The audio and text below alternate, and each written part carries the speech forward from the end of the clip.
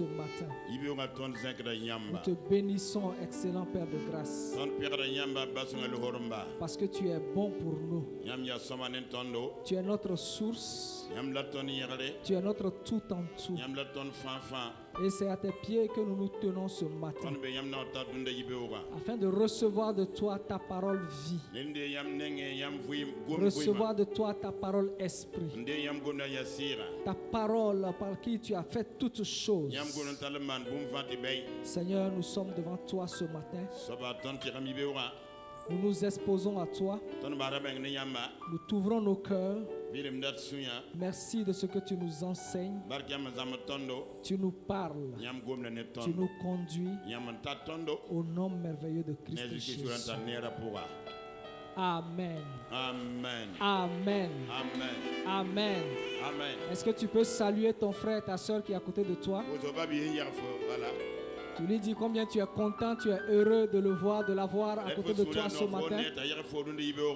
Et tu sais que tu dois ajouter un joli sourire divin. Voilà.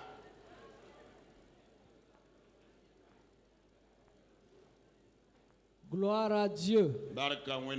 Gloire à Dieu. Gloire à Dieu.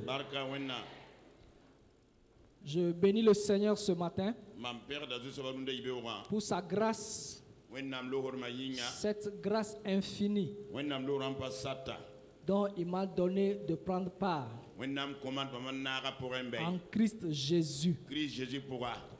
Je rends grâce à Dieu pour l'occasion qu'il m'a donnée ce matin de pouvoir partager son excellente parole avec vous tous, ceux qui sont ici comme ceux qui suivent à la télé et sur Internet. Je dis merci au Seigneur pour la vie de nos parents spirituels qui sont en tout cas actuellement sur le champ de la mission, en train de libérer la parole, esprit et vie à Bordeaux. Nous savons que sûrement et certainement Dieu a opéré des miracles là-bas. Dieu a opéré des changements de vie, des guérisons et des réconciliations. Au-dessus de tout cela, nous savons que nous avons eu de nouveaux frères et de nouvelles sœurs dans le royaume de Dieu. Le royaume de Satan a été dépeuplé et le royaume de Dieu a été peuplé. Le royaume va grandissant. Que toute la gloire soit au Seigneur. Amen. Amen. Il y a 2 dimanches de cela, notre chère maman nous a entretenus sur l'école de la foi. Et nous avons vu les 3 niveaux, les 3 classes. Et le Père spirituel a complété dimanche passé avec le titre « Nous devons réjouir le cœur de Dieu par notre foi ».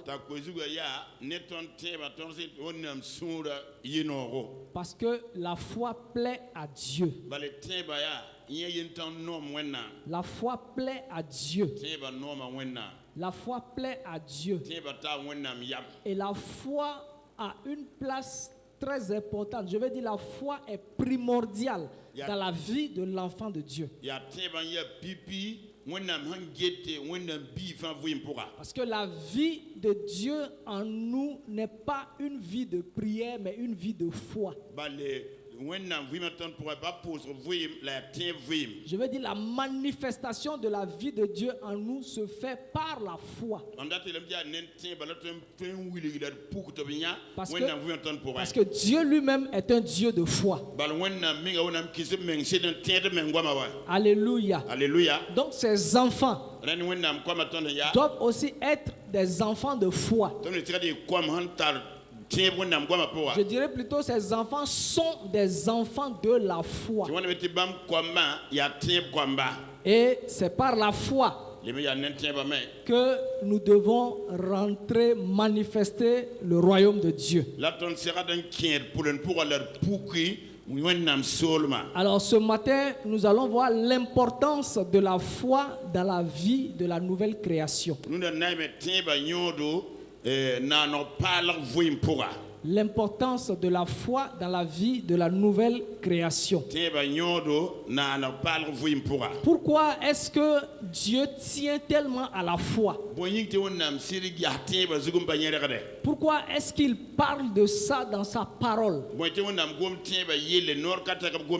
Pourquoi est-ce que nos parents spirituels s'évertuent à nous faire rentrer dans la manifestation de la vie de foi? Ça veut dire que la foi a une place importante sur le cœur de Dieu. Nous allons dans Galates 3 au verset 26. Galates 3 verset 26. Qu'est-ce que la parole de Dieu nous dit là-bas? Il dit, car vous êtes tous fils de Dieu par la foi en Jésus-Christ.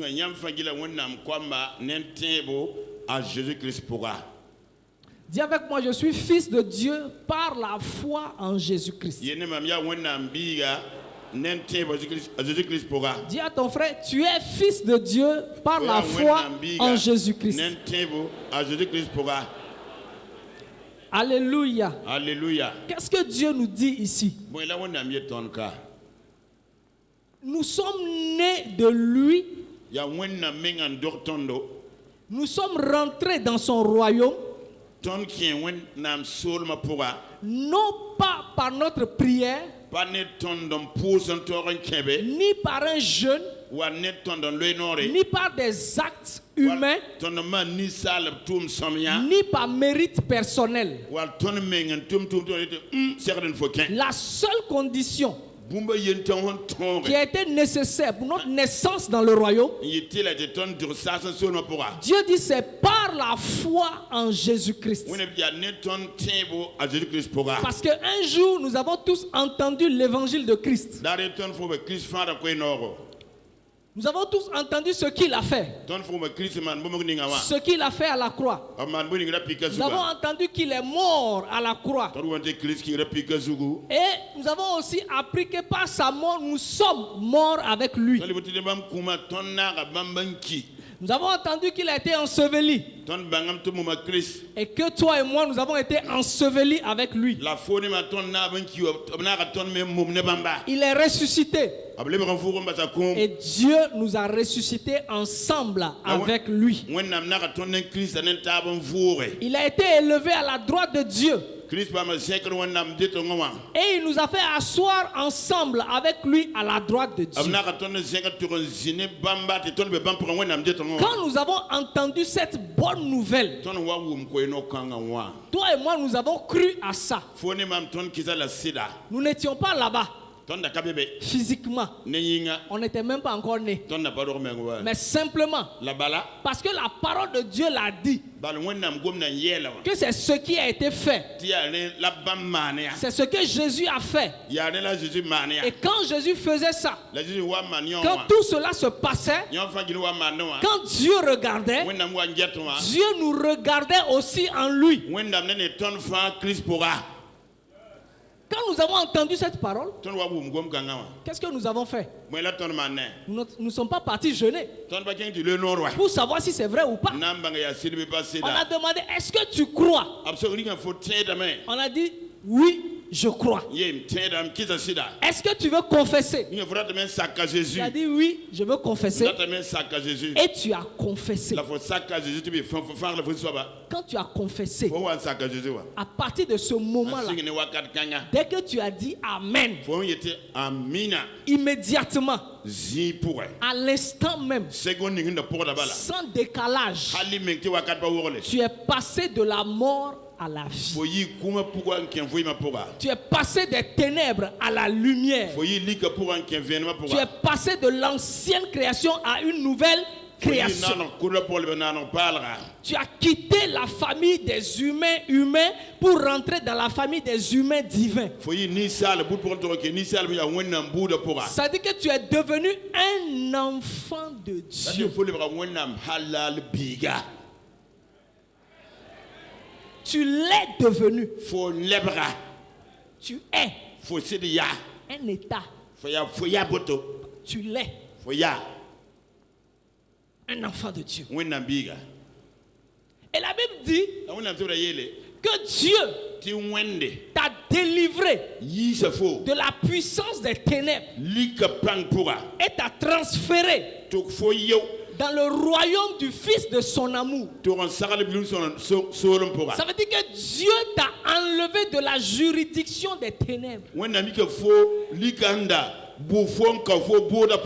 Il t'a arraché avec force et puissance de la puissance des ténèbres, du règne des ténèbres. Qu'est-ce que c'est que les ténèbres? C'est le péché, c'est l'ignorance, c'est la malédiction et la pauvreté. Tout ce qui fait que tu n'avais pas la capacité de prospérer intérieurement et extérieurement. L'aveuglement spirituel, l'intelligence voilée, le règne de Satan sur ta vie. La Bible dit Dieu t'a délivré. Il t'a arraché. Il t'a sorti de sa juridiction pour te placer sous sa propre juridiction. Ça veut dire que Dieu a maintenant le dernier mot sur ta vie. Ça veut dire que Satan n'a pas le droit de décider de ce que tu vas faire ni de ce que tu vas être. Il n'a plus de droit dans ta vie. Il ne peut pas te dominer de quelque manière que ce soit, sauf si toi-même tu lui en donnes la permission. Parce que selon Dieu, il n'a plus aucun pouvoir sur toi et sur moi. Dis avec moi, je suis délivré. Dis, je suis sous la juridiction de Dieu. Je suis dans le royaume de Dieu. Quand tu as confessé Christ, tu es rentré dans une union. Une union d'alliance éternelle avec lui. Toi et Christ, vous êtes devenus un, inséparable. La Bible dit que celui qui s'attache au Seigneur est avec lui un seul esprit. Donc tu es rentré dans une union avec Christ. Et cette union-là, personne ne peut la briser. Alléluia. Alléluia. Comment tout cela s'est passé? La Bible dit que c'est par la foi en Christ. Rien d'autre. Par la foi en Jésus-Christ. Par la foi en Jésus-Christ. Donc c'est la foi qui t'a fait naître dans la famille de Dieu. C'est la foi qui t'a fait entrer dans l'union avec Christ. Par la foi. C'est pourquoi dès que tu es né, la Bible dit dans le livre des Romains que Dieu a déposé en toi la mesure de foi. Tu es né par la foi. Dieu a déposé en toi la foi. Pourquoi? Parce que la nature de justice que tu as obtenue par ta nouvelle naissance ne peut et ne doit fonctionner que par la foi. La nature de justice de Dieu ne fonctionne pas par autre chose, sinon que par la foi. C'est pourquoi la Bible dit le juste vit par la foi.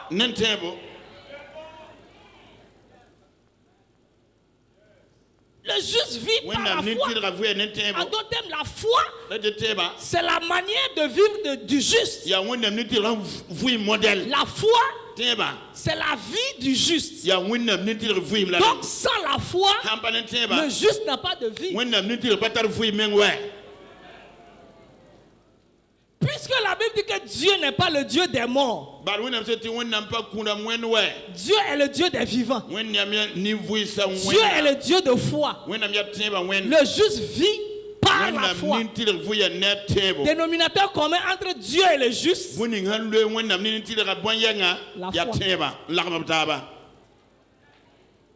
la foi. Le juste vit par la foi.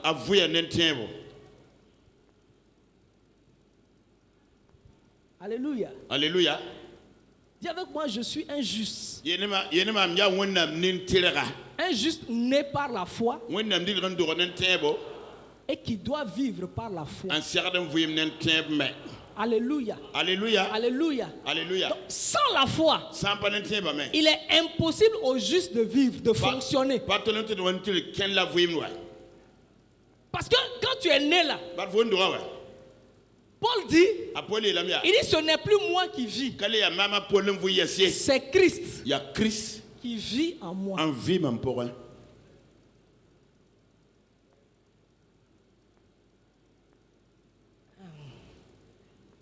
Il dit, quand la loi était là, la loi était notre pédagogue. C'est-à-dire c'est la loi qui nous dirigeait, qui nous montrait ce qu'il faut faire. C'est la loi qui nous instruisait. Il dit, mais la foi étant venue. Donc la foi là c'est qui? C'est Christ lui-même encore.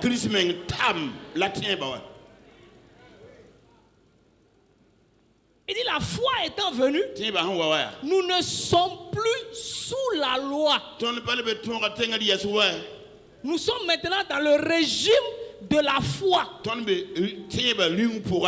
Parce que tout homme doit être justifié par la foi. Donc la vie de Dieu qui est en toi ne peut se manifester pour prendre contrôle de tes situations extérieures, pour dominer sur tes circonstances extérieures, que par la foi. Sans la foi, la vie de Dieu est en toi, mais les choses extérieures vont te dominer. Ça veut dire que si tu ne manifestes pas la foi, si tu ne vis pas par la foi, tu as toute la puissance de Dieu en toi. Tu as toute la capacité de Dieu en toi. Tu as tout l'amour de Dieu en toi. Tu as la nature de Dieu en toi. Tu as la joie, la paix, la bonté, la guérison, la santé. Tout est en toi. Mais c'est par la foi que tu arrives à déclencher ça, pour que ça puisse contrôler tes situations extérieures. Dis avec moi, c'est par la foi. Dis encore, c'est par la foi. C'est par la foi. C'est par la foi. Et cette foi est en moi. Cette foi n'est pas loin de moi. Elle est en moi. Elle est dans mon esprit. Je la transporte chaque jour. Alléluia. Alléluia. Alléluia. Alléluia. Donc, Dieu a déposé la foi en toi. C'est-à-dire que ça ne doit pas constituer un problème. Tu ne dois pas avoir de doute par rapport à ça. La Bible dit que Dieu a déposé la foi en toi. Je vais vous donner un exemple. Supposons que demain matin, tu payes un journal. Et puis tu vois, c'est écrit dedans.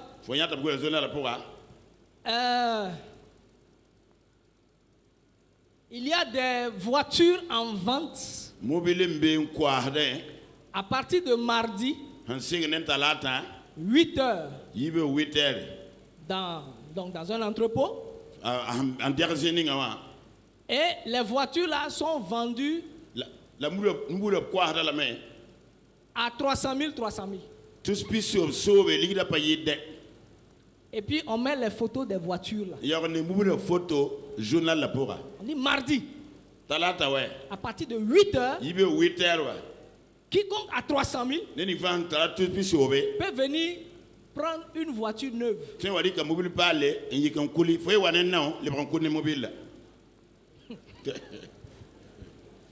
À 4 heures du matin.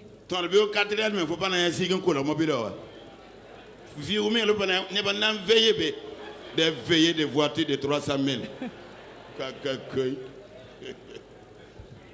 Les gens vont veiller là-bas. Ils vont faire leur thé là-bas. Il y en a même qui vont venir. Même s'ils ont faim. Ils sont accrochés à quoi? Parce que le journal là est crédible. Simplement. Et c'est un homme. Un homme. Un humain. Versatile. Qui peut changer d'un moment à l'autre. Qui a écrit ça? Un homme a dit ça. À cause de ça, tu es capable d'aller veiller là-bas. Et l'homme là peut changer sa mentalité. Dieu qui ne peut pas changer de mentalité. Lui aussi il a écrit qu'il a déposé la foi en toi. Pourquoi tu vas douter? Dieu. La Bible dit qu'il n'y a ni ombre, il n'y a pas de changement, il n'y a ni ombre de variation en lui. Quand il dit là, il ne revient plus en arrière. Parce qu'il est capable de veiller sur sa parole. Il n'a pas besoin de défenseur. Il est tout suffisant par lui-même. Il dit, à ta naissance là, il a déposé la foi en toi. Comme dans un journal, lui aussi il a écrit. Qu'est-ce que tu vas faire avec ça?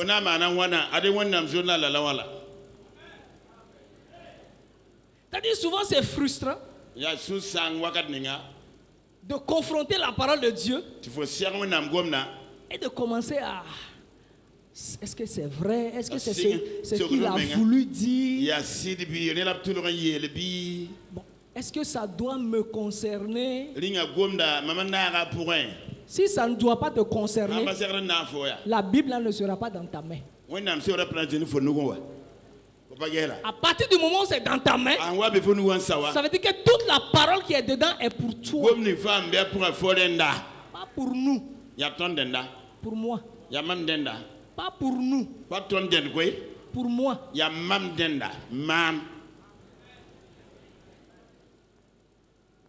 Parce que la parole de Dieu est adressée à chacun individuellement. Individuellement. Parce que Dieu agit avec chacun d'une manière particulière. C'est pourquoi il a adressé la parole à chacun. C'est pour ça aussi il a donné son esprit à chacun. Un jour j'ai demandé à Dieu, j'ai dit mais comment toi tu fais? Tu es esprit? Tu es au ciel? Et puis en même temps, tu es dans plusieurs hommes à la fois. J'ai dit mais... Et puis toutes ces personnes-là, en une minute, vous ne savez pas les prières que toutes ces personnes-là font monter à Dieu. Et puis il est assis sur son trône, il écoute tout ça, et il traite chaque dossier. J'ai dit mais comment quelle est cette sagesse-là? Il dit tu sais mon petit, c'est pour ça que j'ai fait habiter mon esprit en chacun. Ça dit que mon esprit en chacun traite le dossier de chacun. C'est pour cela que Dieu traite tous les dossiers comme un seul dossier. Pim, Sam. Alléluia. Alléluia. Son esprit en moi traite mes dossiers. Et il traite tes dossiers. Et il reste le même esprit. Alléluia. Alléluia. Dis avec moi, Dieu a déposé la foi en moi. Alors maintenant, avec cette foi-là, qu'est-ce que tu peux faire? Qu'est-ce que cette foi-là te donne? Qu'est-ce que cette foi-là te donne ou te permet de faire? Alors dans Éphésiens 3. Éphésiens 3. Nous allons lire le verset 10 au verset 12.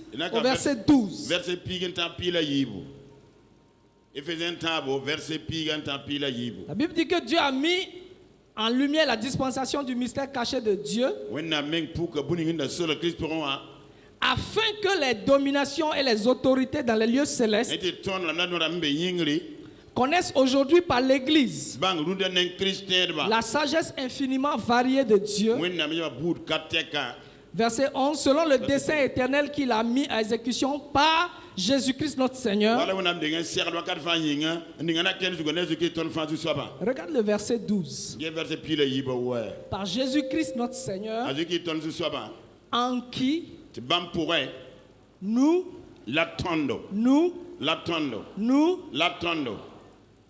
est-ce que tu lis ça? Nous avons par le jeûne, par la prière, par beaucoup d'efforts, par les gémissements, nous avons temps présent. Ça veut dire qu'au moment où tu parles là, c'est réel. Nous avons par la foi en lui. Jésus pourra. Qu'est-ce que tu as par la foi en lui? Hein? Hein? Qu'est-ce qui est écrit dans ta Bible? Là, de faire quoi? Avec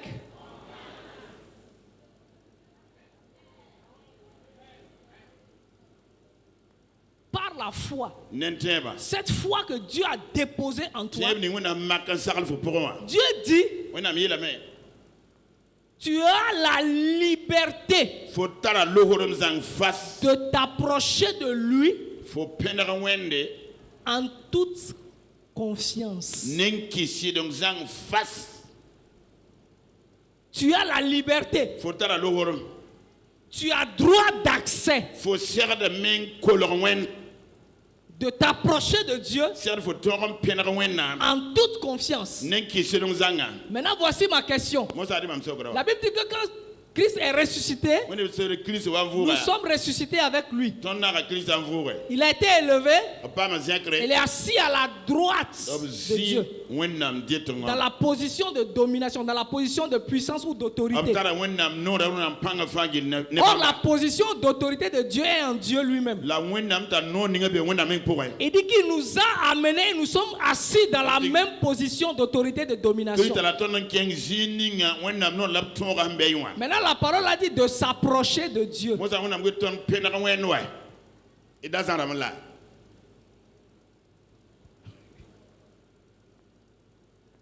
Tu es assis en quelqu'un. Et la personne te dit approche-toi de moi. Tu es assis. Tu es en lui. Et puis il te dit il faut t'approcher de moi.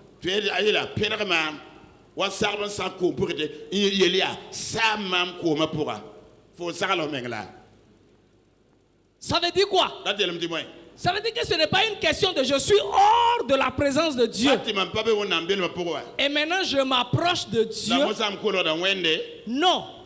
Ça veut dire plutôt développe une relation d'intimité avec moi. Sois proche de moi.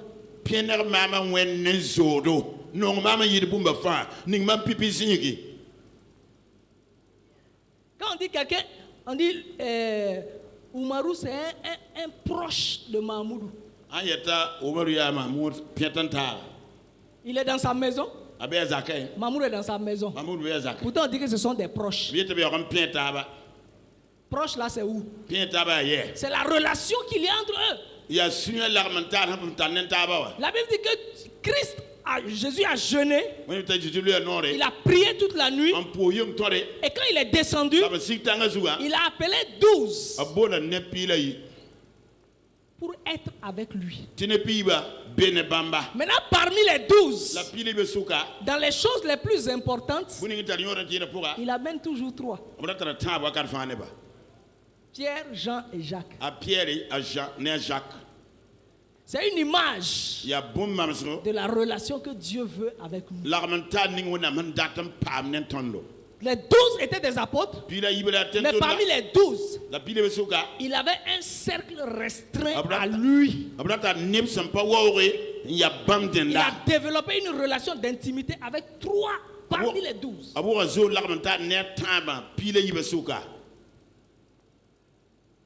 Donc la foi, cette foi-là que Dieu a déposée en toi, une première chose qu'elle fait, c'est de faire quoi? Il te donne accès à Dieu. Ça dit que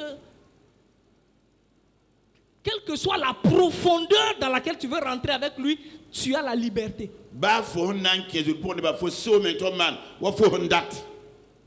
Tu as la liberté. Tout ce que tu veux en lui, tu as la liberté de l'avoir.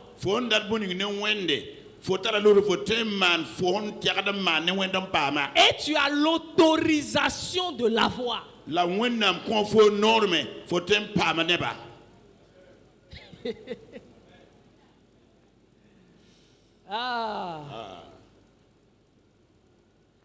Bible dit que le roi, le mari d'Esther, qu'est-ce qu'il a fait? Il a fait un édit, un décret. Il a pris un décret royal. Il dit sur une certaine période, quiconque va apparaître dans sa présence, sans que ce ne soit le roi qui l'ait appelé, il n'y a pas de négociation. Le résultat est clair. On te coupe la tête. Et puis c'est un décret royal, irréversible. On ne peut pas changer ça jusqu'à ce que les temps soient écoulés. Esther avait un besoin. Ok. Allons dans Hébreu. Allons dans Hébreu. Ouvre avec moi dans Hébreu 4.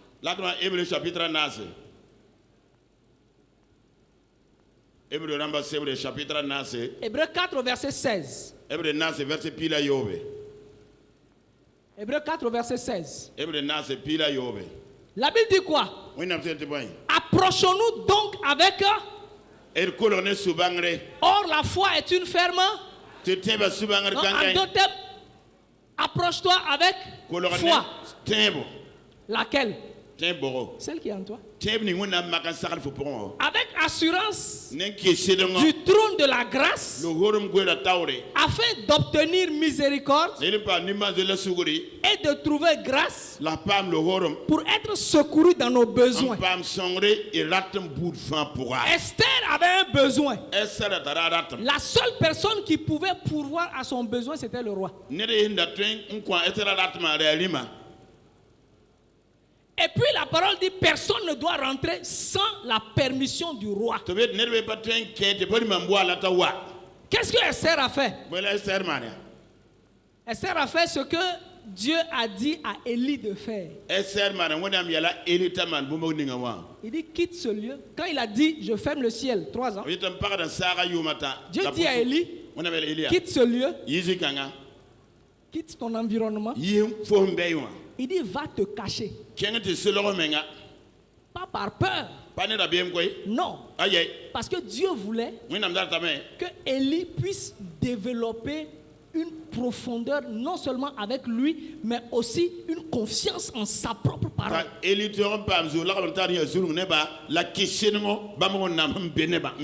Donc Esther s'est retirée de son environnement, a pris 3 jours à part pour parler avec Dieu. Quand elle a fini de parler avec Dieu, elle est sortie.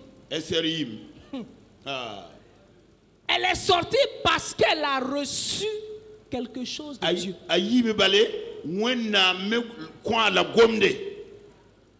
Quand elle est sortie, la Bible dit qu'elle s'est revêtue de ses habits royaux. Elle était dans une situation de tristesse. Mais elle s'est revêtue de ses habits royaux pour aller voir le roi. Quand elle a apparu comme ça, le roi l'a vue dans ses habits royaux. Ça veut dire quoi? Elle a envoyé un premier message au roi. Tu es le roi, mais n'oublie pas que je suis la reine. Je suis participant de ta royauté. La fonction que tu occupes, je suis dedans par alliance. Maintenant, je sors d'un lieu. Je suis sorti de chez le roi des rois. Donc il y a une autorité qui m'accompagne. La Bible dit que quand Esther a ouvert la porte, quand le roi l'a vue, écoute-moi, elle n'a même pas parlé. Elle n'a rien dit. Elle a juste apparu. Quand le roi l'a vue, le roi a tendu le sceptre pour dire: je suis d'accord avec ton message. Tu as la liberté de venir. Tu as l'approbation de venir. Il dit: viens.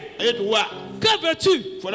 Même si tu veux la moitié de mon royaume, je vais te donner. Ça veut dire que je suis prêt à te laisser exercer la domination. Il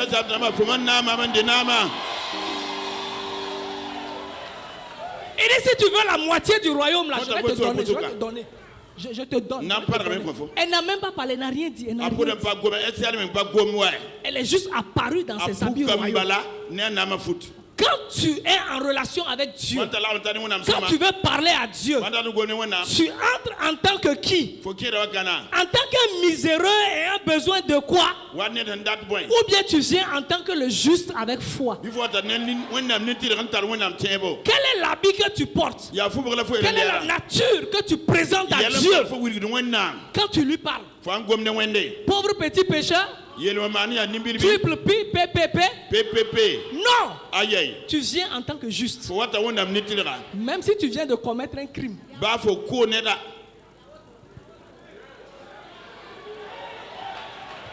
Tu viens dans ta nature de juste.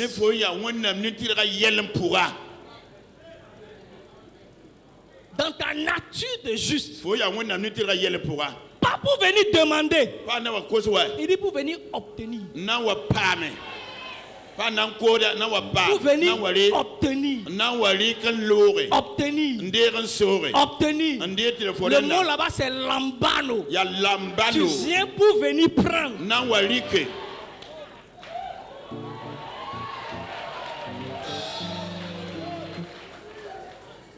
Dieu ne veut pas des enfants mendiants. Il dit tu viens. Il dit venez afin. Ça veut dire que certainement, quand tu es là-bas, tu dois prendre. Tu dois prendre. Donc la foi que Dieu a mis en toi là te permet de développer non seulement une relation d'intimité avec lui, mais d'avoir accès à Dieu dans les profondeurs de Dieu. Et tout ce que tu veux, tu as l'autorisation et le droit de l'obtenir.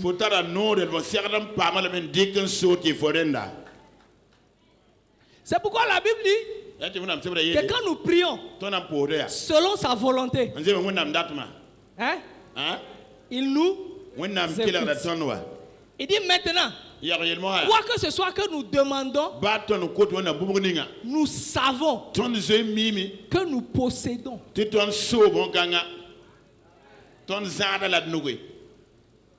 dit tu possèdes. Mais quand tu possèdes, tu ne demandes pas. Tu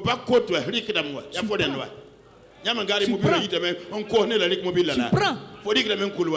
Maintenant, tu peux demander à une seule condition. Je vais vous expliquer ça. Je prends un mari et sa femme. Ils sont mariés en... Comment on appelle ça? Communauté de biens. Hein? Communauté de biens, c'est ça, non? Monogamie, bien commun. Voilà. Donc tout ce que tu as est à elle. Tout ce qu'elle a est à toi. Jésus dit ce que le Père a est à moi. Et ce que j'ai est pour le Père. Bien. Maintenant, on suppose que dans la famille, il y a 2 voitures ou 2 motos.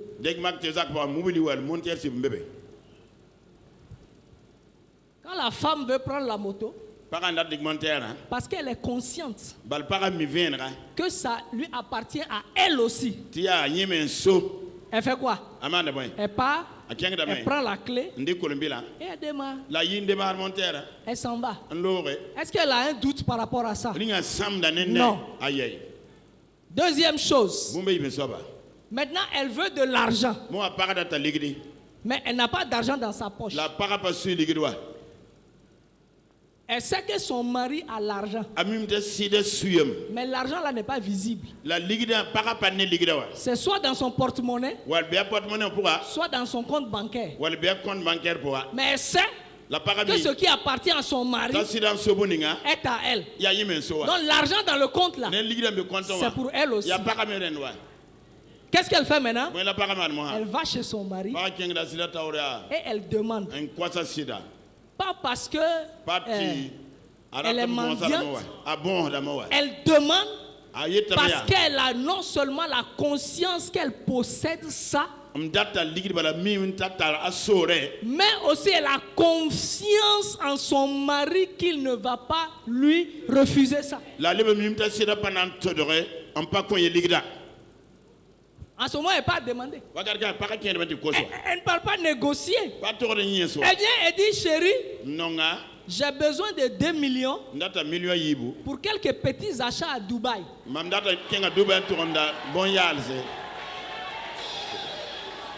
Juste pour aller faire des emplettes et revenir.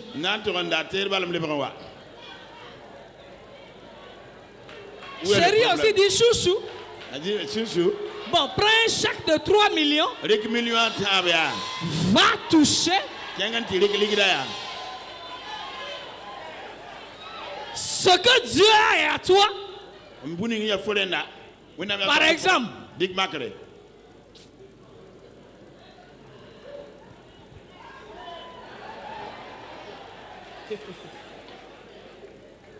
la paix de Dieu est en toi. Dieu est un Dieu de paix. Tu n'as pas besoin de demander à Dieu la paix.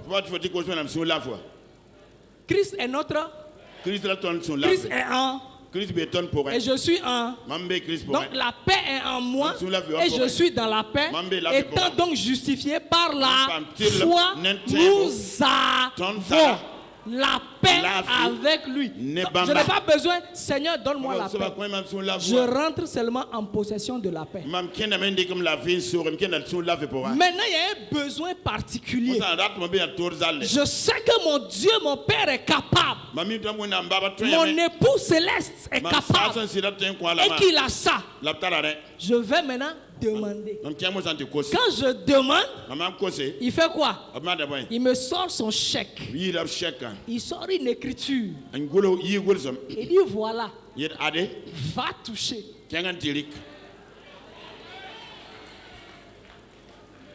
Il me donne une parole.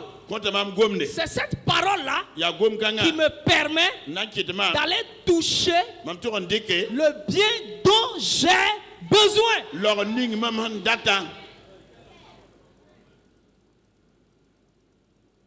C'est pour ça qu'il dit de venir avec confiance. Confiance. Confiance, pas avec peur. Pas avec doute. Non. Avec confiance. Confiance qu'il est capable de te donner ça. Confiance qu'il a ça. Confiance qu'il t'agrée. Qu'il t'aime. Qu'il prend soin de toi. Qu'il ne veut que ton bien. Confiance. C'est pourquoi la version anglaise dit come with boldness. Boldness. Tu viens avec enthousiasme. C'est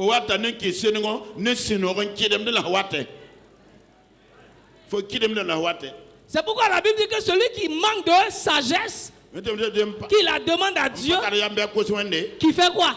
Qui donne sans reproche. Il ne va pas te reprocher pourquoi tu as besoin de sagesse.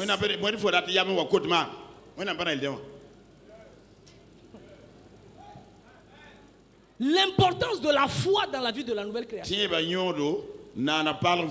la foi que Dieu a mise en toi là. Qui te permet d'avoir cet accès à Dieu et à tout ce qu'il a. Parce que ce qu'il a est pour toi aussi.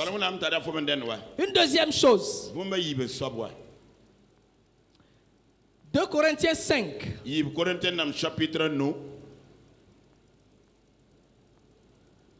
Donc dis avec moi, j'ai accès à Dieu par la foi. J'ai la liberté par la foi.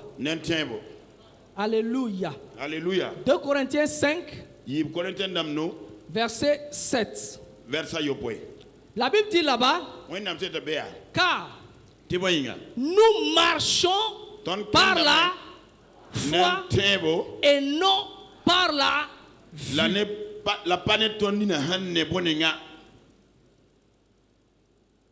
Vous voyez l'importance de la foi? Dans le royaume, tu nais par la foi. Dès que tu es né, tu dois vivre dans le royaume par la foi. Il dit maintenant, avec la foi, tu as accès à Dieu. Avec la foi, tu marches dans le royaume. Il dit nous marchons par la foi et non par la vue. Nous marchons. Dis avec moi, je marche par la foi et non par la vue. Nous marchons là, ça veut dire quoi? Ça veut dire nous maintenons une certaine ligne de vie.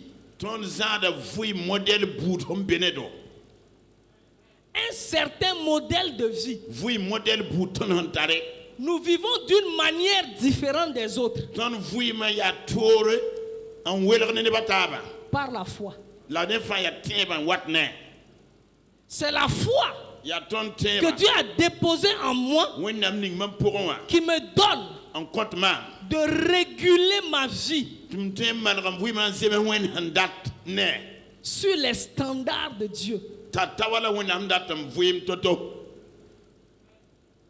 Voyons l'exemple avec Daniel. Avec Daniel. Ouvre avec moi dans Daniel 1. Daniel 1. Verset 8 et 9. Regardez ce que la parole de Dieu dit. Il dit Daniel résolut de ne pas se souiller par les mains du roi et par le vin dont le roi buvait. Daniel fit quoi? Daniel fit quoi? Il résolut. Donc, il a pris la décision. Parce qu'il connaissait le Dieu vivant. Et il avait foi en ce Dieu-là. De se comporter d'une manière différente de ce que le roi a dit. Regarde ici. Verset 9. Verset 8. Dieu fit trouver à Daniel faveur et grâce devant le chef des eunuques.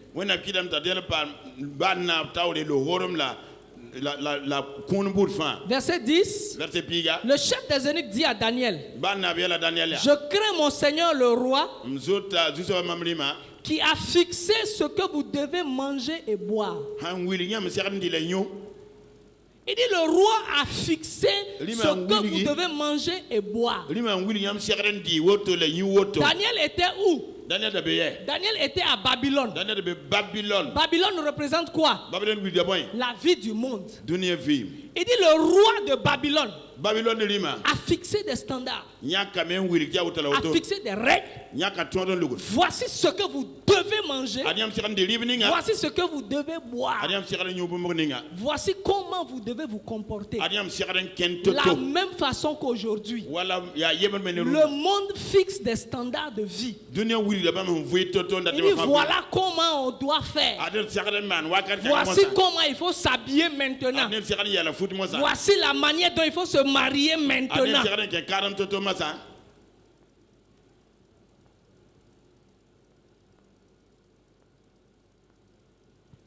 Et l'eunuque dit quelque chose de très important.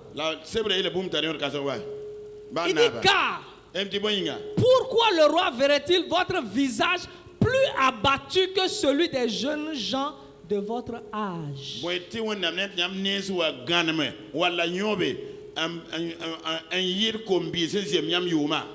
Ça veut dire que si vous ne vivez pas comme nous avons déterminé,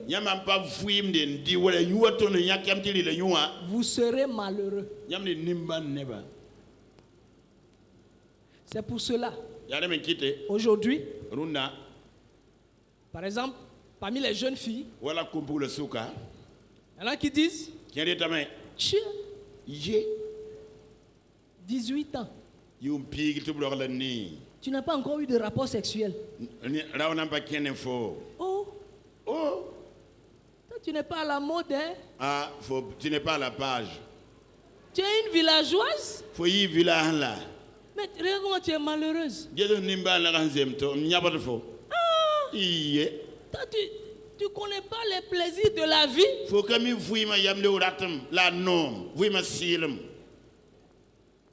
C'est vrai ou c'est faux?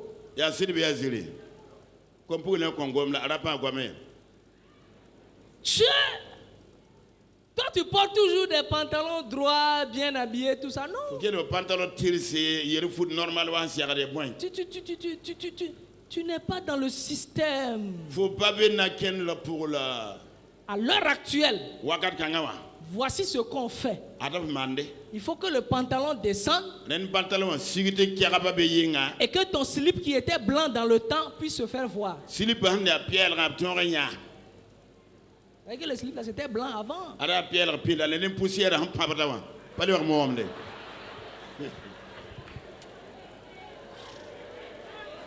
Oh.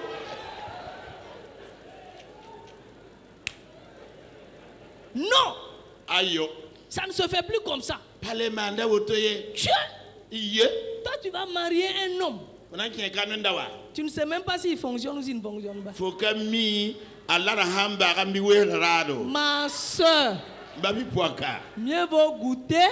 Comme ça, si ça ne va pas, tu peux laisser.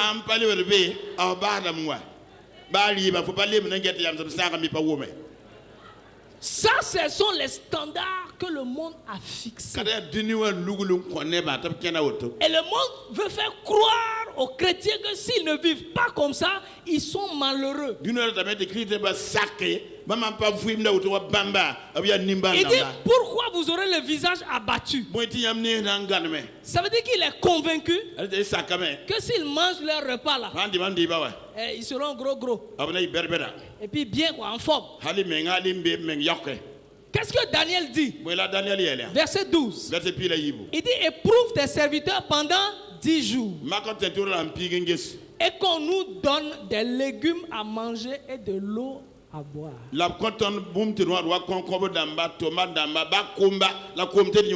Qui a vu la foi ici? Qui a vu la foi ici? La foi vient de quoi? de ce qu'on entend, de la parole de Dieu. Est-ce que Dieu avait déjà dit ça? Oui. Genèse 1, 29. Quand il a créé l'homme, il dit, je vous donne toute herbe portant de la semence comme nourriture. Donc Daniel s'est basé sur ça. Daniel s'est appuyé sur cette parole de Dieu pour déterminer la façon dont il va vivre.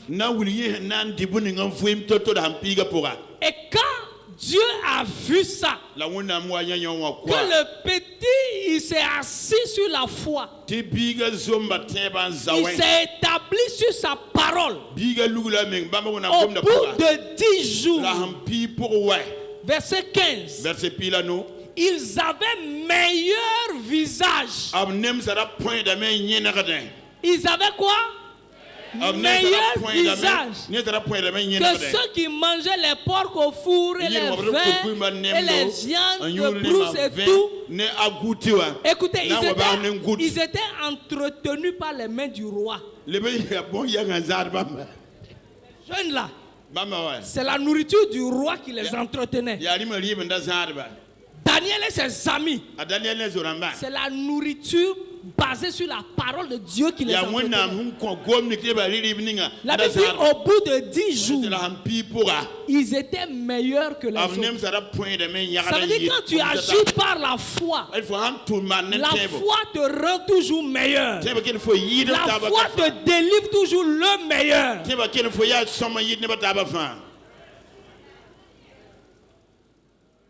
La foi te délivre toujours le meilleur. Pas moins. Ils avaient meilleur visage. Premièrement, dis avec moi, j'ai le meilleur. Le meilleur des meilleurs. Verset 17. Dieu accorda. Daniel s'est basé sur quoi? Sur la parole. Jean 1 verset 1. Au commencement était la parole. La parole était avec Dieu. La parole était Dieu. Donc ils se sont basés sur la parole. En d'autres termes, ils se sont basés sur Dieu. Ils se sont confiés en Dieu. Il dit le Dieu en qui ils se sont confiés là, leur accorda. Il leur accorda. Il leur accorda quoi? La science, l'intelligence et la sagesse. Si tu lis dans Proverbe 3:19, tu verras que c'est la manière de Dieu de fonctionner.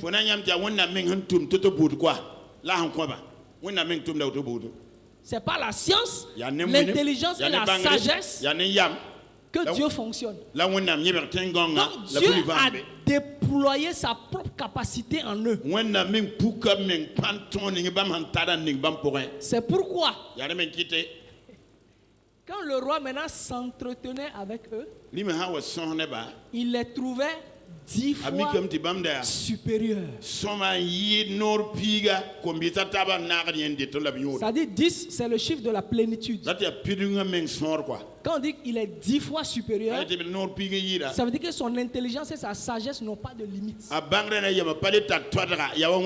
C'est dans la perfection. Plus que tous les magiciens.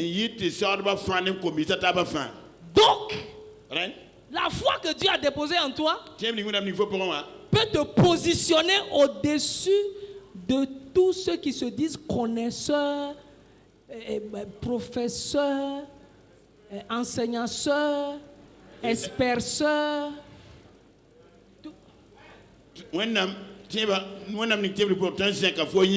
Quand il sort comme ça, il dit alors bonjour monsieur. Je suis le docteur. Toi aussi tu sors, tu dis alors bonjour monsieur. Bonjour monsieur. Moi je marche avec la sagesse de Dieu. Ton doctorat tu l'as obtenu en allant à l'école. Je raconte une histoire. Il y a un Français qui a marié une Allemande. Et le jour de la fête de l'indépendance, ils ont invité tous les diplomates, ça va trouver ici. Et le Français est parti, comme il est marié à l'Allemagne. Il est parti s'asseoir sur la table Bon, il y avait déjà quelqu'un. Et la personne se présente. Je suis ambassadeur. Le Français dit, moi aussi, je suis ambassadeur. Et il dit, mais vous êtes ambassadeur d'où? Moi, je suis ambassadeur d'Égypte. Et le Français lui dit, moi, je suis ambassadeur du royaume des cieux sur la terre. Et l'ambassadeur d'Égypte a changé de table. Alléluia. Alléluia. Alléluia. Alléluia. La foi basée sur la parole de Dieu te positionne au-dessus. Écoutez-moi, je ne dis pas de ne pas aller à l'école. Il faut aller à l'école. Mais tu fais tes études en fonctionnant dans la foi. Ça te positionne au-dessus. David, David dit, je suis plus intelligent que mes professeurs. C'est écrit dans le psaume 119. Il dit, ceux qui m'enseignent, je suis plus intelligent qu'eux. Il dit, pourquoi? Parce que je médite ta parole. Écoute-moi, élève et étudiant. Ne t'appuie pas trop sur tes cahiers. Apprends tes leçons. C'est juste.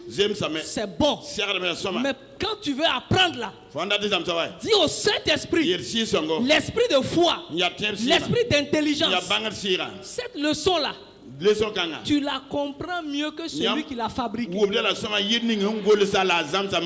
Maintenant, c'est pourquoi la Bible dit que nous devons faire quoi? Croître. Nous devons croître dans la connaissance de Dieu. Et nous devons avoir l'intelligence de Dieu. Avoir l'intelligence de Dieu, c'est voir les choses à la manière dont Dieu voit ça. Donc, Saint-Esprit, cette leçon-là, comment toi tu la comprends?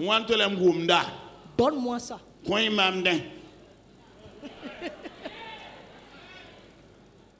C'est pourquoi quand j'étudie la parole, j'ouvre. Je dis, Saint-Esprit, enseigne-moi ça. Qu'est-ce que tu vois dedans? Ouvre mes yeux pour que je vois. Que je vois comme toi tu vois. Quand il commence à ouvrir, il fait ça y a. Alléluia. Hey! Why? Après tu dis, attends Saint-Esprit. Donc tu veux dire, il dit c'est ce que je veux dire. Il y a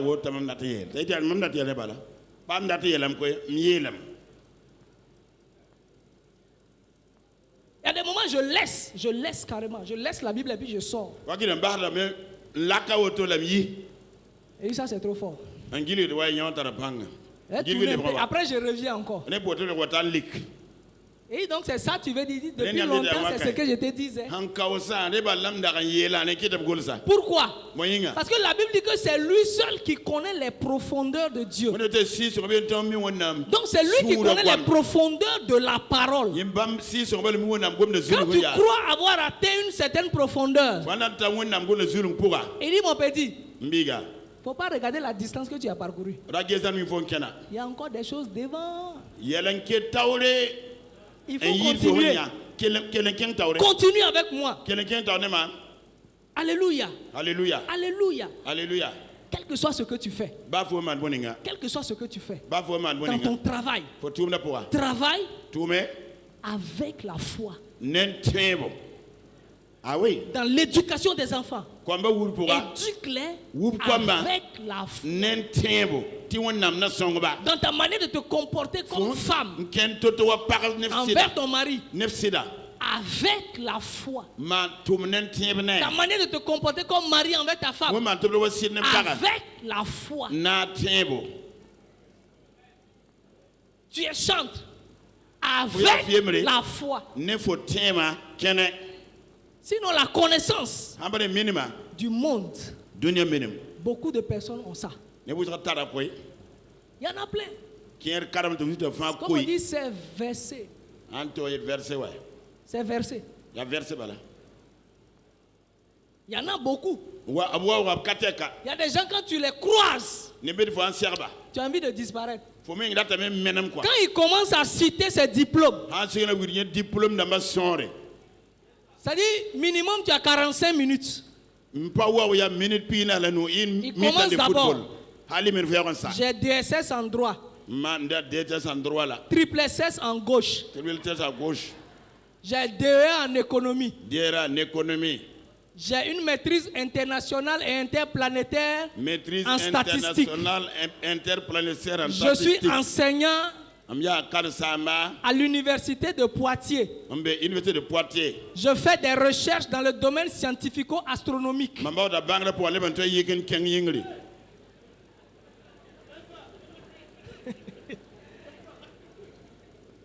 J'ai un doctorat en... Et puis je suis en train de préparer mon 3e PhD. Quand tu finis d'écouter tout ça, toi tu n'as pas envie de dire que moi j'ai seulement une licence. Parce que... C'est-à-dire quand tu vas dire ça, toi-même tu vas te voir tout petit.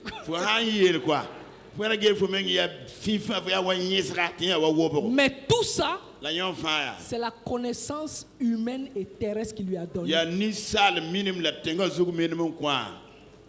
Quand son ventre va commencer à faire grrr, malgré le PhD en astronomie, il commence à faire oui, oui, oui. C'est à ce moment que tu sors. Bon, maintenant, moi j'ai l'autorité en Christ Jésus. Viens ici. Au nom de Jésus, reçois la guérison. Et à l'instant même, il est. Voilà. Parce que toi, tu as la connaissance de Dieu. Il connaît les astres. Toi, tu connais le Dieu qui a fabriqué.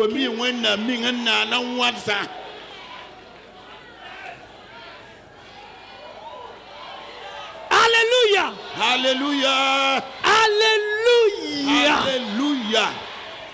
Dis avec moi, la foi me donne toujours le meilleur. La foi me donne toujours le meilleur.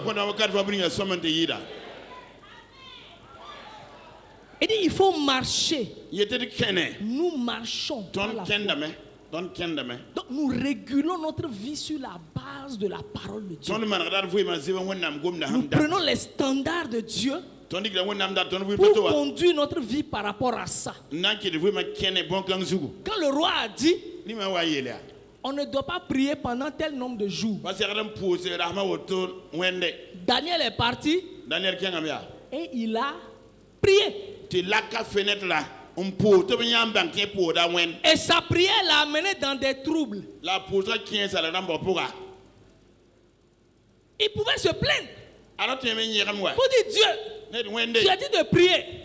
Je prie et je tombe dans le problème. Non, il avait confiance que celui qui commence une œuvre là, en lui, il est capable de finir l'œuvre là. Si le Dieu là n'est pas capable de se défendre lui-même, il n'a qu'à laisser. On est venu le prendre, le jeter dans la fosse aux lions. Le Dieu en qui il a mis sa foi s'est présenté au moment où tout le monde pensait que c'était fini pour lui. Si tu es ici et les gens pensent que c'est fini de toi, laisse-les penser. Continue de marcher par la foi. Et le Dieu de foi que tu honores par ta foi se présentera au moment opportun. Dis Amen. Amen. Nous marchons par la foi. Alléluia. Alléluia. Alléluia. Alléluia. Une troisième chose que nous pouvons faire par la foi, ou que la foi nous permet de faire. Romains 3. Romains chapitre 3.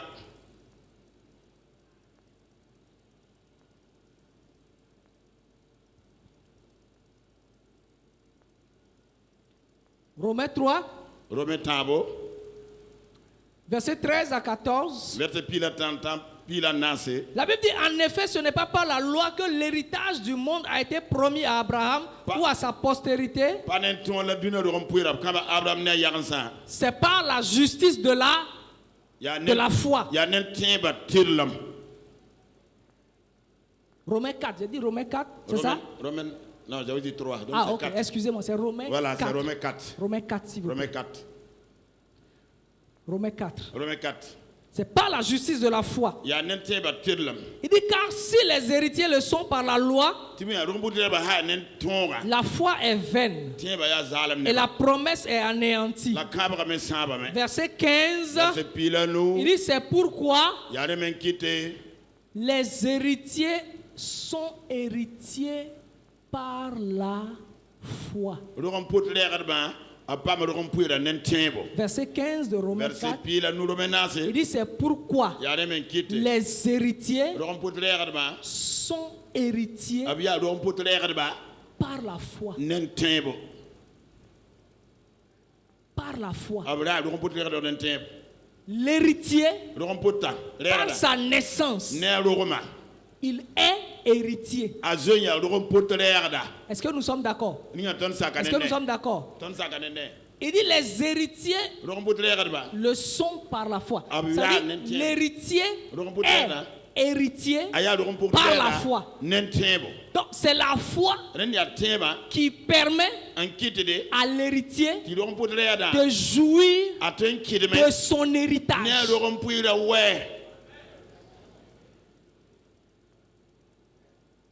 Tu es héritier de Dieu, oui ou non? Tu es co-héritier de Christ.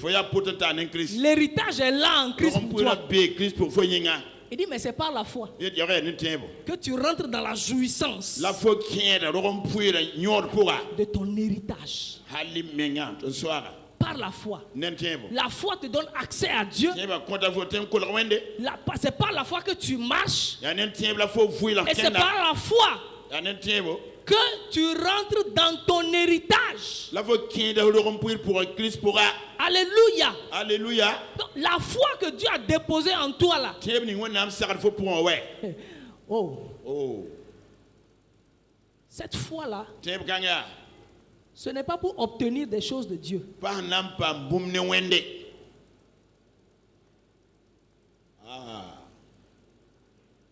Écoute-moi bien. La foi que Dieu t'a donnée, ce n'est pas pour obtenir des choses de Dieu.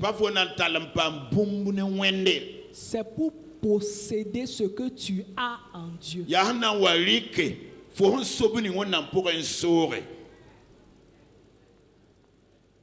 C'est la raison pour laquelle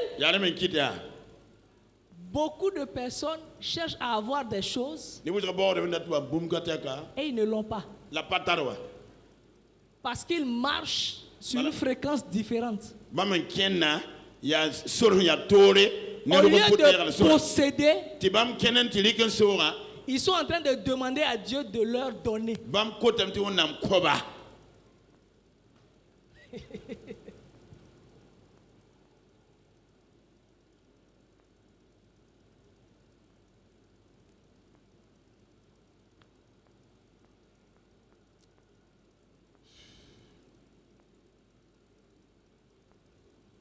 Un enfant de Dieu.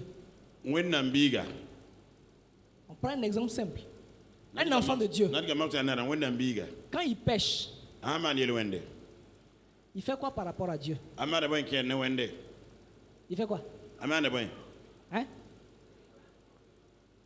Il se répand.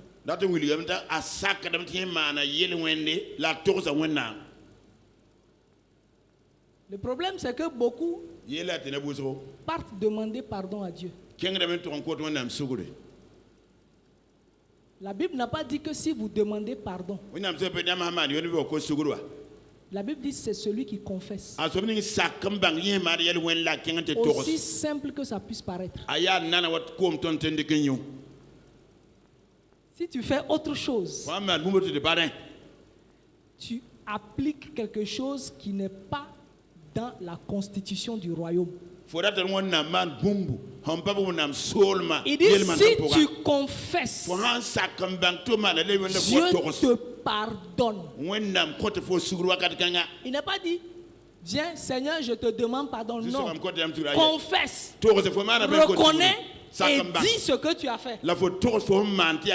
Simple. Dès que tu fais ça, l'autre partie s'applique. Dieu est fidèle et juste pour te.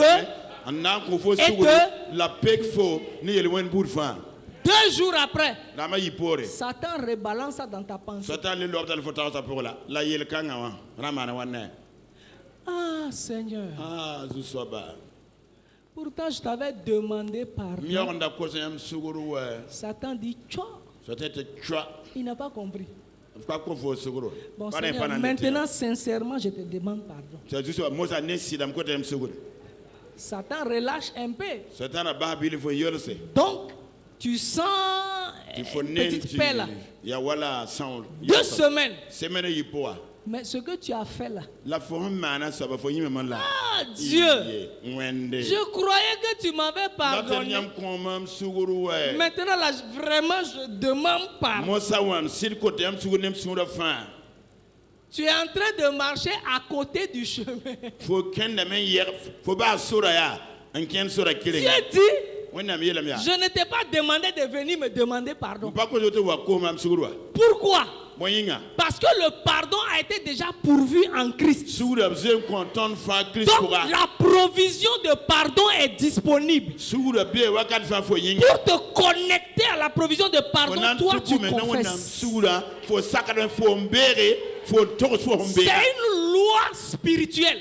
Si tu reconnais et tu confesses, ça libère le pardon en toi.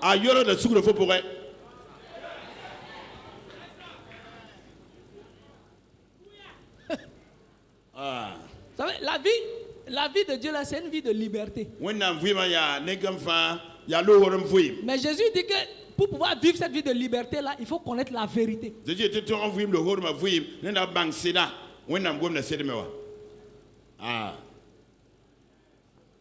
Alléluia. Alléluia.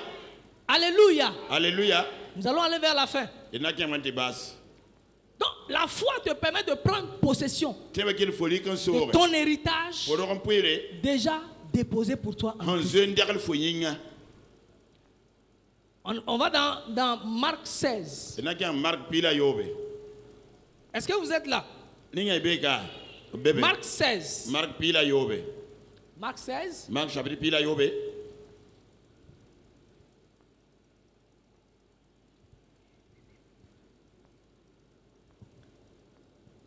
Versets 17 et 18. Verset pila yopoe la pila ni. Il dit, voici les miracles qui accompagneront ceux qui auront cru. En mon nom, ils chasseront les démons. Ils parleront de nouvelles langues. Ils saisiront des serpents. S'ils boivent quelque breuvage mortel, il ne leur fera point de mal. Ils imposeront les mains aux malades. Et les malades seront. Et les malades seront.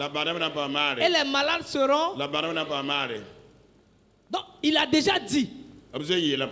Il dit en mon nom, même si on saisit un serpent, si on boit un breuvage mortel, ça ne nous fera aucun mal. Ça veut dire qu'il y a une protection, une sécurité intérieure divine en toi. Il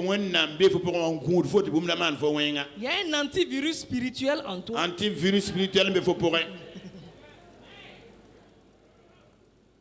Qui fonctionne. Quand toi tu crois cette parole, tu l'intègres et tu marches par ça. Imaginez. La Bible dit que Paul, quand ils ont fait le naufrage sur l'île de Malte, il dit il était en train de ramasser de l'herbe pour mettre dans le feu. Il dit dès qu'il l'a mis, il y avait un serpent dans l'herbe là. À cause de la chaleur, le serpent est sorti, s'est attaché à sa main et l'a mordu. Les habitants de l'île là regardent et ils disent, il va s'enfler et il va tomber. Pourquoi? Parce qu'ils ont déjà vu ce serpent là mordre quelqu'un. Mais seulement lui. Non, celui que le serpent l'avait mordu n'avait pas l'antivirus. Il n'avait pas l'antivenin, qui est la vie de Dieu et la foi de Dieu en lui. Paul connaissait cette parole. Quand le serpent l'a tapé, tac, il n'a pas dit oui, on donne des ici, on donne des ici. Oui, c'est pas. Le gars était serein.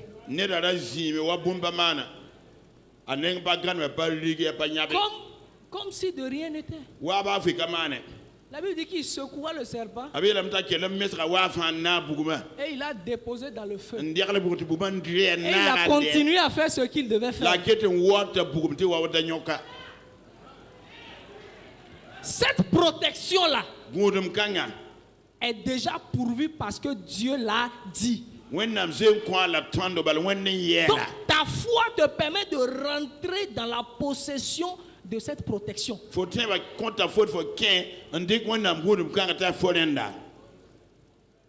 ça l'a mordu, il n'a même pas réagi. Parce qu'il sait que rien ne pourra lui faire du mal. C'est pourquoi quand on a attrapé Jésus, on l'a poussé. Poussé pour aller le tuer. Arrivé au bord des falaises, la Bible dit Jésus il se retourna et il repassa au milieu les pousseurs ont fait maintenant la haie pour voir que tous tes pousseurs soient une haie de triomphe pour toi au nom de Jésus. Car arrivé au point où tout le monde croit que tu vas tomber et mourir, que la situation se retourne en ta faveur. J'ai dit elle se retourne en ta faveur. J'ai dit et je répète qu'elle se retourne en ta faveur. Et tu passes au nom de Jésus. Alléluia. Alléluia. Dieu a dit à Paul, tu vas aller à Rome. Il n'a pas dit que tu vas mourir par un serpent. Donc sa foi était basée sur deux paroles. Tu vas aller à Rome. C'est pas Malte. Et rien ne pourra te nuire. Donc, un serpent l'a tapé. Il n'est pas à Rome.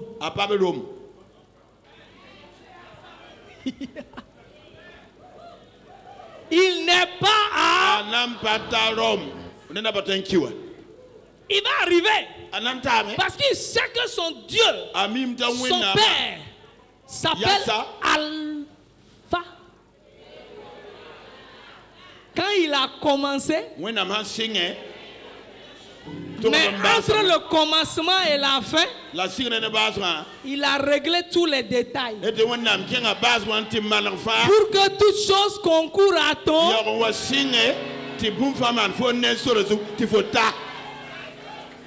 La Bible dit quand il ne tombait pas, les gens ont changé d'avis. Quand on change d'avis à ton sujet au nom de Jésus, j'ai dit ils vont changer d'avis à ton sujet au nom de Jésus. Je répète encore qu'ils vont changer d'avis à ton sujet au nom de Jésus. Ceux qui ont fait des complots pour t'éjecter, quand ils vont voir que tu n'es pas éjecté, que tu es plutôt confirmé, ils vont changer d'avis au nom de Jésus. Ceux qui ont juré que ce marché-là, tu ne vas pas l'avoir.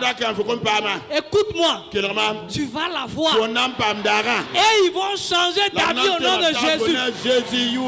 Ceux qui ont dit maintenant cette maladie dans ton corps va t'emporter. Écoute-moi, tu ne seras pas emporté. Tu vas être guéri. Parce que la provision de guérison est en Christ et en toi. La guérison se manifeste en toi. Quand ils vont te voir sortir, pimpant, marchant en pleine forme, ils vont changer d'avis au nom de Jésus. Ce garçon qui t'a laissé, qui a dit que sans lui tu ne peux pas te marier, Dieu va amener celui qu'il a préparé pour toi. Quand il viendra assister à ton mariage, il changera d'avis au nom de Jésus. Trop tard. On a dit qu'on ne va pas augmenter ton salaire.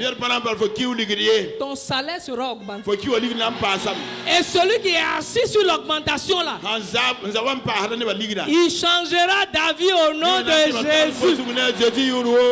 Si tu crois, dis un gros Amen.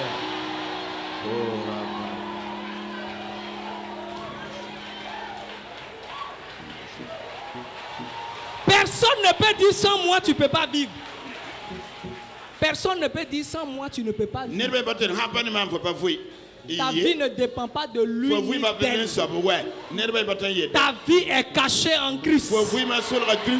Ta vie est cachée en Christ. Ta vie est cachée en Christ. Ta vie est cachée en Christ.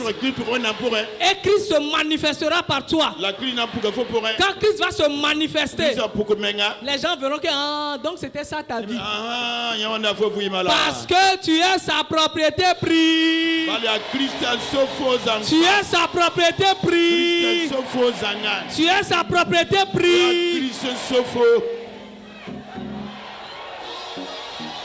Tu ne dépends pas d'un homme. Un homme n'est pas ta source. Un homme n'est pas ton pourvoyeur.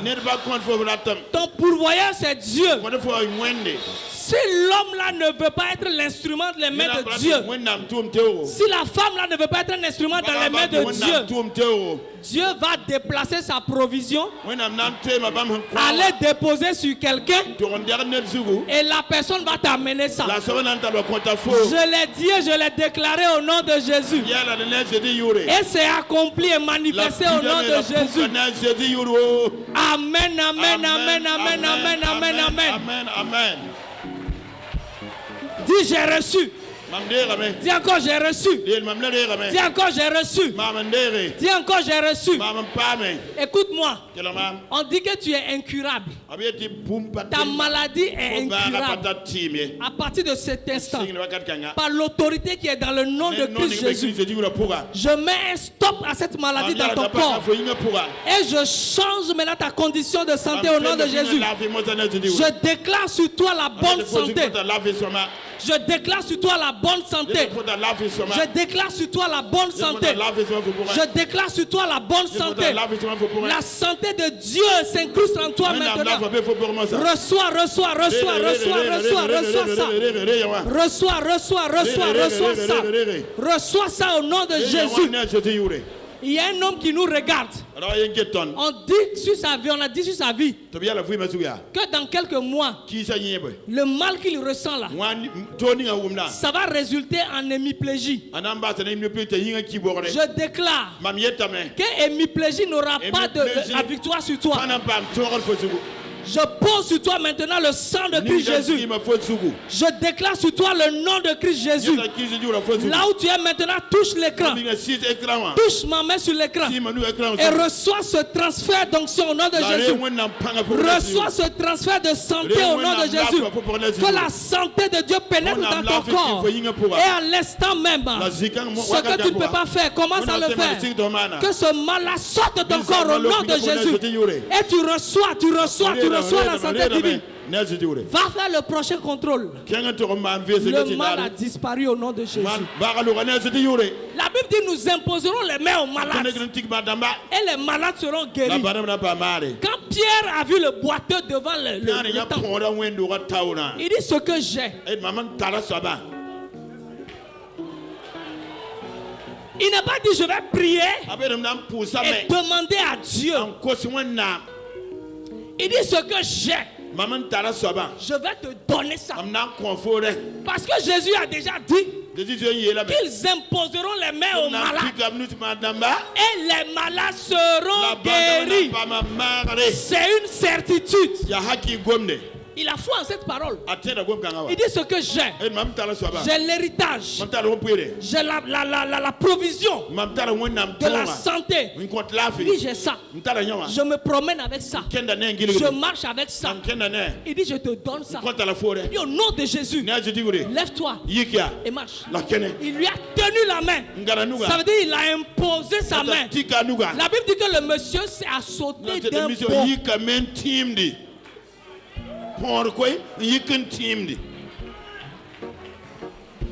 Quand les sacrificateurs lui ont demandé, il dit c'est par la foi en son nom que ce malade a été affermi. Donc par la foi, tu as la capacité d'affermissement.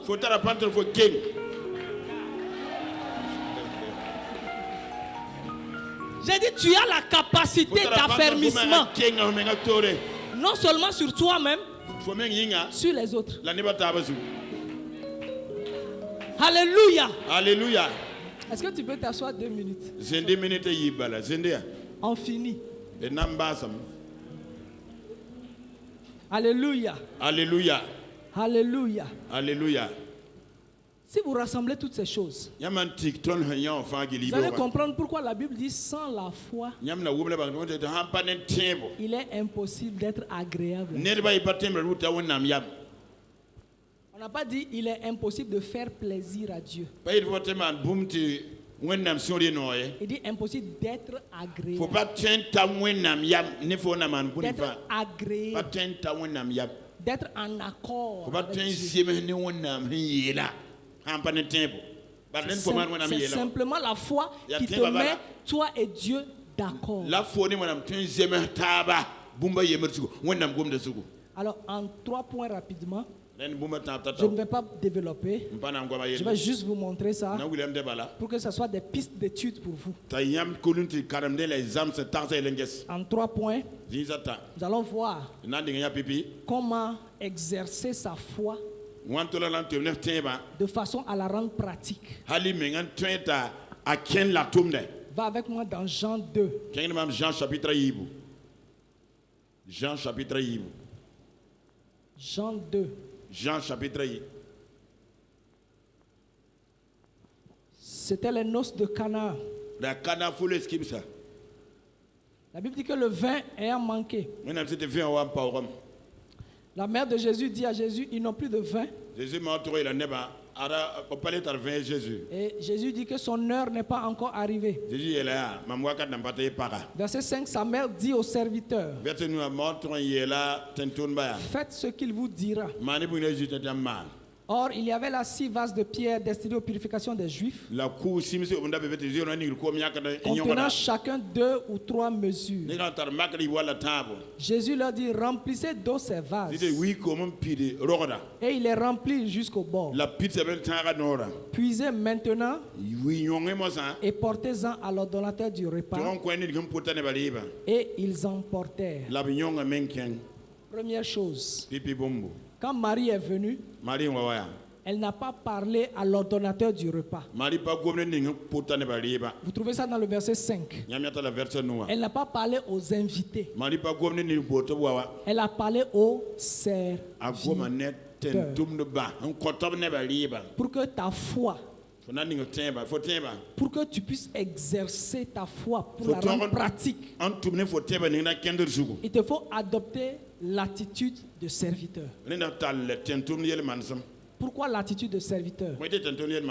Parce que le serviteur, ce qui le caractérise le plus, c'est l'humilité. Il faut être humble. Il faut être humble. L'humilité.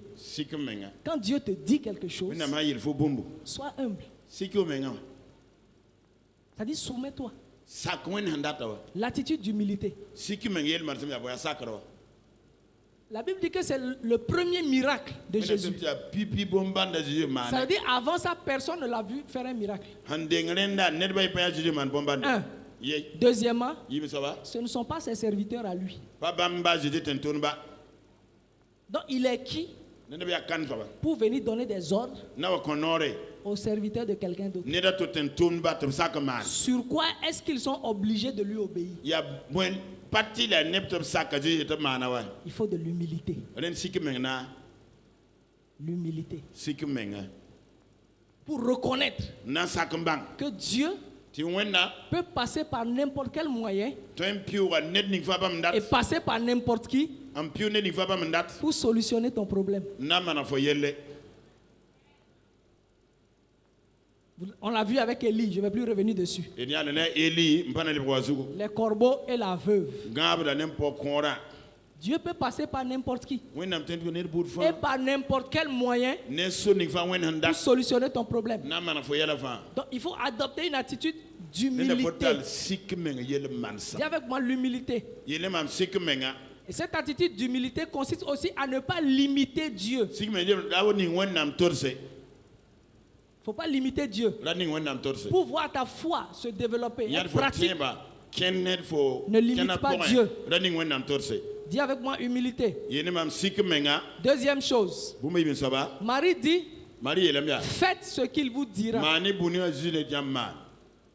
En d'autres termes, commencez à prêter attention à ce qu'il va dire. Parce qu'il va dire. Mais si tu ne prêtes pas attention, tu ne pourras pas entendre. À plus forte raison, pratiquer. Donc il faut être attentif à la voix de Dieu.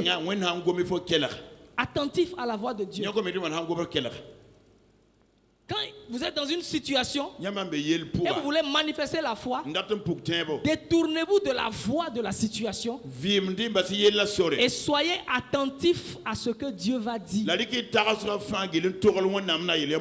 Ça peut venir par la méditation, ça peut venir par la prédication, ça peut venir simplement dans une causerie que tu as avec un frère. Mais il faut prêter attention à la parole de Dieu. Troisième chose, il faut recevoir la parole qui t'est donnée là avec douceur. Avec douceur et confiance. La Bible dit que nous devons recevoir la parole avec douceur car elle est capable de sauver nos âmes. Recevoir avec douceur, ça veut dire quoi? Ne pas confronter, ne pas opposer nos pensées à la parole. Quand la parole sort, il faut la recevoir avec confiance. Donc tu fais comment? Dès qu'il y a une parole de foi qui est sortie, première chose, commence à surveiller tes pensées. Commence à surveiller ton attitude intérieure. Si tes pensées veulent s'opposer à la parole, c'est ce qu'on appelle le combat de la foi. C'est un combat qui se déroule dans ta pensée. Donc, tu surveilles ton attitude intérieure. Comment tu réponds à la parole? Qu'est-ce que tu penses quand la parole sort? Alléluia. Alléluia. Alléluia. Alléluia. Alléluia. Alléluia. Et nous terminons par le verset 7. Verset 8. Il dit, remplissez d'eau ces vases. Et il les remplit. Puisez maintenant et apportez à l'ordonnateur. Et ils en portèrent.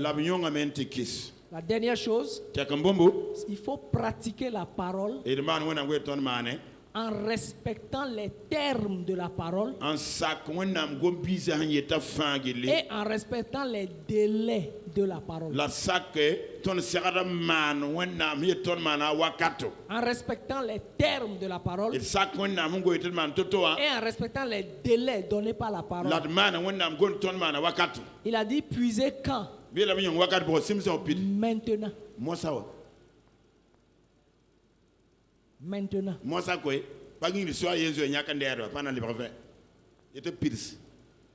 Puisez maintenant. porter à l'ordonnateur. Il n'a pas dit allez servir les invités. C'est-à-dire il faut pratiquer la parole en faisant exactement ce que la parole a dit. Parce que quand Dieu parle, ça dit qu'il a fini de tout analyser, de tout résoudre.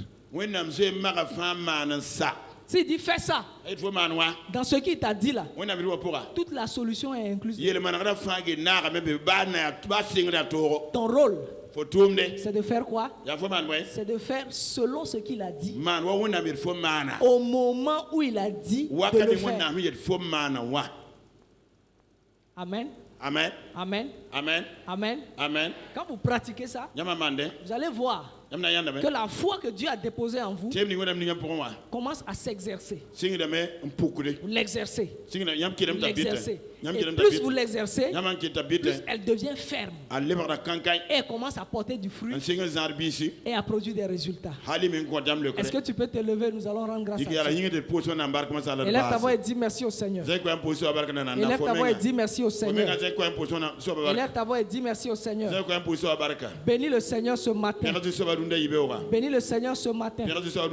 Parce que non seulement tu es né par la foi, ta relation avec Dieu, c'est par la foi.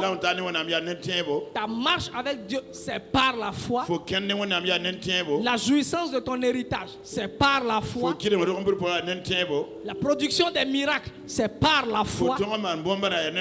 Élève ta voix et dis merci au Seigneur. Parce que ce matin, tu as compris l'importance de la foi dans ta vie. Tu as compris l'importance de la foi dans ta vie. Élève ta voix et dis merci au Seigneur. Et si tu as une décision à prendre, prends-la dès maintenant.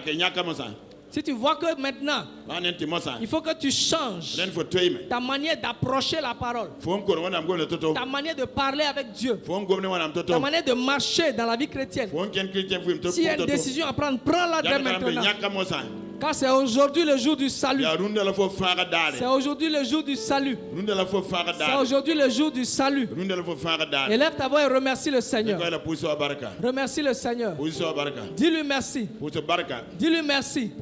Parce que maintenant tu es établi dans le fait que la foi est importante pour ta vie. Que tu ne peux pas vivre sans la foi. Et sans la foi tu ne peux pas être agréable à Dieu. Tu ne peux pas être d'accord avec Dieu sans la foi. Élève ta voix et dis merci au Seigneur. Parce que maintenant, tu sais que la foi est en toi et tu vas vivre par cette foi-là. Une foi basée sur la parole de Dieu. Une foi qui s'applique sur la parole de Dieu. Une foi fondée sur la parole de Dieu. Dis merci au Seigneur ce matin. Au nom de Jésus, nous avons prié.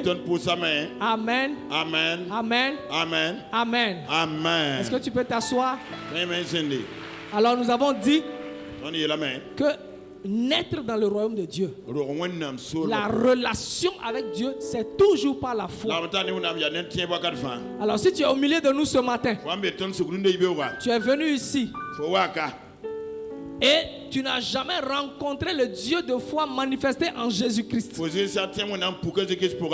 Car c'est la foi en Christ qui te fait naître dans le royaume de Dieu et qui fait de toi un enfant de Dieu. Alors si tu es là ce matin et tu veux accepter Jésus comme ton Seigneur et ton Sauveur, parce qu'il est mort pour toi à la croix et tu es mort en lui, il a été enseveli, tu as été enseveli avec lui, il est ressuscité et Dieu t'a ressuscité avec lui. Si tu veux ce matin accepter ça afin de rentrer dans la vie de foi, afin d'être connecté au Dieu de foi et que le Dieu de foi devienne ton Père, alors ce matin tu lèves la main là où tu es. Si tu es à la télé, tu es dedans, tu es au dehors, lève ta main. Lève ta main. Si tu veux accepter Jésus-Christ ce matin pour rentrer dans la famille de Dieu, pour que Dieu devienne ton Père, lève ta main, je veux te voir. Lève ta main, je veux te voir. Très bien, madame. Merci beaucoup, que Dieu vous bénisse. Merci. Madame, merci. On a 2 mains.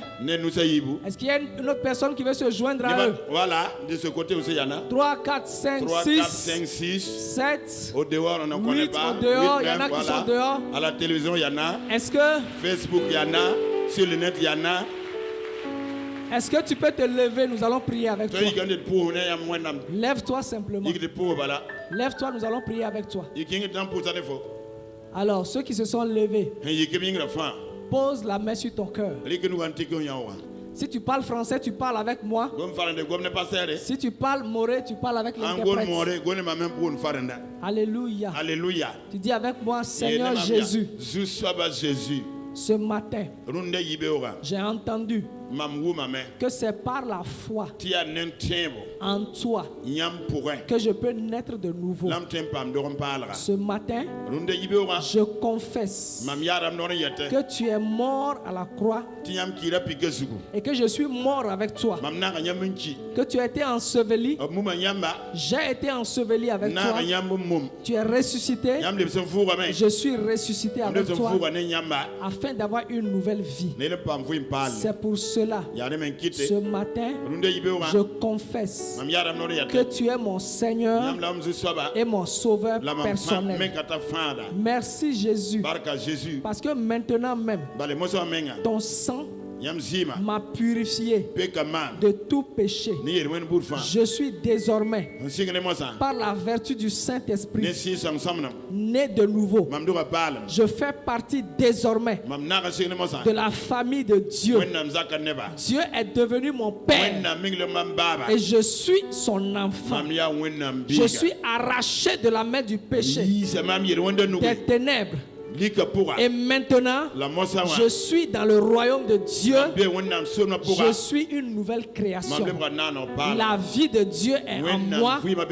Les anciennes choses sont passées et une chose nouvelle commence en moi. Merci Jésus. Amen. Amen. Amen. Amen. Amen. Amen. Est-ce que nous pouvons les acclamer et rendre grâce à Dieu pour leur vie? Que Dieu vous bénisse. Amen.